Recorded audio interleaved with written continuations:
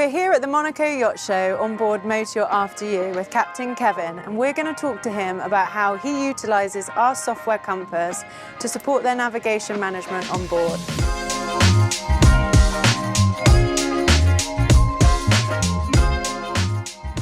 So when my chief officer is finished with the passage plan, I always go on Transas and double check everything that's correct.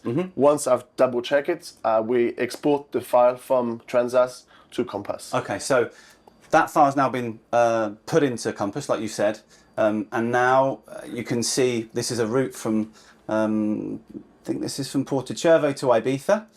So you can see the route is on. I've already turned on the weather overlay. Now at the bottom here we have our waypoint table for the route. If I click on the route table there, you'll see we can also put in our estimated fuel consumption. So whatever your burn rate is, it will tell you the distance of the trip. If you put in departure date and time, you can then play the weather over the top of the route.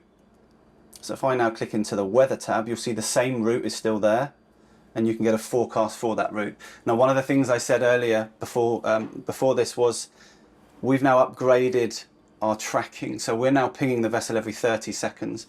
So one of the great things is you're getting a live situation of the weather as the boat is moving. So you leave Ibiza, as soon as the system picks up that you're moving, the anchor sign will go, when you're anchored, the icon is red. As soon as you start moving, it will go to green, and then this will start to update every 30 seconds. Okay. So you can get a real-time image of what the weather's doing. So that's something very important for us, is to obviously follow the weather, especially for crossings, or when we're going to Northern Europe. It's quite important to follow the live weather with our position. Yeah. We can change routes very easily. Yeah. So weather's done. Now what we want to do, we can maximize the screen again here, go back into our planning options. Now we can actually start drilling down into the physical passage plan. So it's been done on the ECDIS, you've checked it, you've now put it into here to create the passage plan.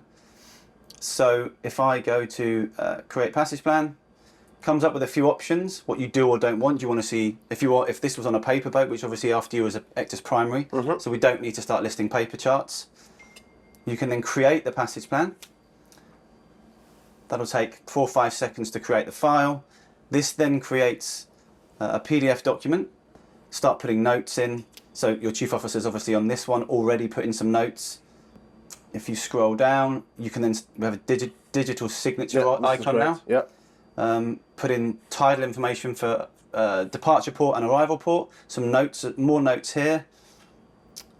You have an overview map. Okay, that's great. What the passage plan is, where you're going. Then you go onto the route table.